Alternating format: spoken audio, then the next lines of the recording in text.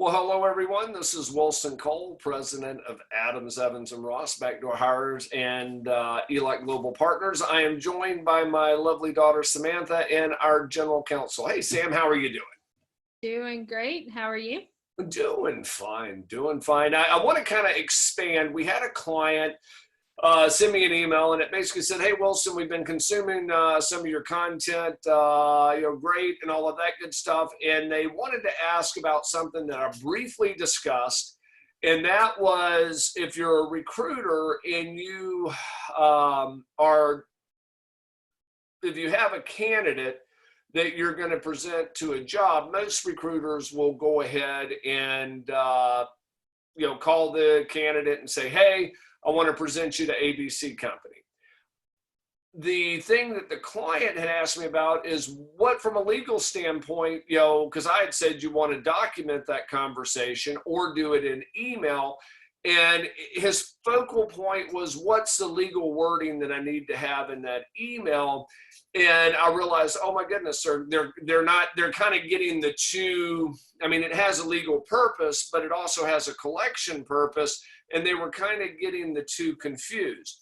Whenever a company comes in here for collections, and I'm going to use an example from last week in general that came in after I talked to the client that to me just defines what I'm talking about, is it's not really, there's not legal wording that I'm really that concerned about. Samantha may add on what she wants to see from a legal attorney aspect, but I'm talking about more of the psychology of selling, because inevitably we get in an account and the debtor or the debtor's attorney call us and they go, we got this. It's so clear. We got this referral. It was an internal referral. He's known him. He knew a guy that worked in our company for 10 years. They worked together 5 years ago. Well, our client had documented where they sent over the email to the candidate, and the candidate goes, "Oh man, I'd love to work there. That's really pretty good. They're a great company. In fact, I think I had some folks I used to work with, and they seem to be kind of happy over there. Yes, I'd love for you to present to me." That it became very clear from that email that this candidate had no idea that that job existed. And it also became very clear that he reached out to that friend that he knew for 20 years, but nobody at that point had presented him, and probably said, "Hey, will you go ahead and present me?" Now, that's a case of where they knew somebody there, but we also have cases to where they say, "You know what? You presented him, but 2 days later, he had applied on our website." Well, there again, the fact that you ID that job, the reason you have a 12-month possessory period is you lose the containment of that client that candidate once you let them know who the hiring company is. And so it's not really the legal wording that you want to have in there. You just want to have documentation that you presented the job to the candidate, because inevitably if they backdoor hire you, the candidate will either say, "No, we already knew him. I was dealing with somebody there," or they'll say something as bizarre as, "Well, I never even talked to this candidate," and things on those lines. Why we want you, from a collection standpoint, Sam may have some additional add-ons, but the reason I want you to document it is so we can catch the debtor in a lie. Because the debtor's going to go back and kind of piecemeal this collection and go, "Well, he didn't know that he was even being presented," or something along those lines. And we let them go on for 5 minutes, stick that stake in the ground, whether it's the attorney or whether it's the debtor. And then once they lay everything out, we say, "Well, that's all really good, but on this email dated 2 weeks before all of this happened, it's very clear that the candidate didn't know about the job. Therefore, our client was the reason, the nexus of where all of this started."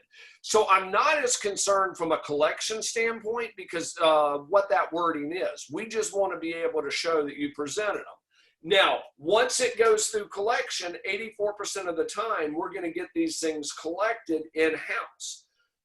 16% of the time, they're going to have to go out to the attorneys or go to our internal legal staff, and then that's where Sam's going to kick in. But I'm looking at it more from a psychology standpoint of persuading the client or your former client to go ahead and voluntarily pay it before it escalates up. So the wording to me is irrelevant. I'm just wanting some type of documentation that you presented them. Samantha, from a legal standpoint, what would you want to see in that email? I mean, it doesn't really even, there is no magic wording. It's more the CYA. The make sure that you've got something to show that that these conversations happened, so that you don't get into a he said, she said, because I can't tell you how many times I've had conversations with recruiters and they're like, I can't believe that the candidate's lying. And I thought they were more trustworthy than that. And I said, they might be, however, you're not the one signing their paycheck. Yep. And they're having to make a decision on putting food on their table. Yep, they go into the survival mode, and that's it. Yeah. So the thing that with the client that I was emailing back and forth with, my concern was he was getting too caught up in thinking that there was special wording, more so than the intent of that email is just to document, because inevitably they say, well, I talked to him on the phone, I can provide records. Well, you can show records that you called them, but it doesn't show what you talk about. And if you're going to call them and talk about it on the phone, that's fine. Talk to them about it on the phone. Send them an email to follow up of, hey, look, I just want to let you know, per our phone conversation, I presented you to XYZ company.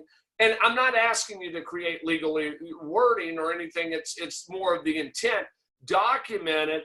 That way, if he doesn't respond back of, oh my God, you don't have the right to present me, or hey, I already know Steve, or I'm already being presented, that becomes supporting documentation for you, and things on those lines. Also, recorded phone lines. We're based out of Georgia. We have to be compliant on many things. So all of our lines, and it clearly states, hey, lines may be recorded for quality controls. But if we were ever talking to somebody in the state of California that called us in directly, they could have an argument of, well, I didn't know I was being recorded. Georgia is a one-party state. As long as one person on that line knows that they're being recorded, that's sufficient. In California, it's a two-party state, and they can admit to everything. We can present a voicemail where it clearly shows they're lying, but guess what? You can't present it into court. But Samantha, emails, I'm assuming, are a different scenario. Right. Emails, for the most part, there may be something of relevance, or, there's a whole list of how you can sit there and play games to get them kicked out or not allowed or things. But a written documentation is always going to be the best way to go about something. Also, written documentation, do it on an email. And this has just become a pet peeve of mine. I know everyone is switching to text messages, and it's easy. However, it becomes very complicated in presenting them. Yep. And if I wanted to spend my entire day basing legal arguments around text messages, I would have gone into family law. I understand. And that's a good point, because emails, there's always, whenever it goes to the different servers, it gets timestamped, and it's already been through different legal cases to where we can clearly show that email was received, that email was read, or whatever. And through, we can through discovery request all of their email documentation that clearly shows this email was received. Text, I think it's a phone companies maybe hold it for 12 months, 10 months, but it's also very, very new to where some of that stuff's not being allowed. It gets into weird things too. I've had where an HR manager doesn't want to turn over emails, but I get it over to the president of the company on a debtor, and they turn them over because the emails are the company's. If you're texting with somebody and it's not a company phone, you don't have legal right to it. Exactly. And nobody else does. Yeah. And so if you're sending them with an email, even if it's going and they're responding from that personal phone, it's going through the company servers. Therefore, we can get that stuff in discovery. But That's kind of the back position. The main intent for me when I say document presenting that candidate, I'm just wanting it some way to commemorate it, because the candidates will change their stories. But more importantly, from a psychology standpoint, I love nothing better than to get a debtor's attorney that is just vehement, in your face. You guys, if you continue on, we're going to sue everybody and their brother because of harassment or whatever. And all I calmly say to them is, I hear what you're saying, but I don't think you have all of the information. I'd like to send you over the emails that show our client was talking in detail with this candidate before any of these timelines, and let you make your own assessment.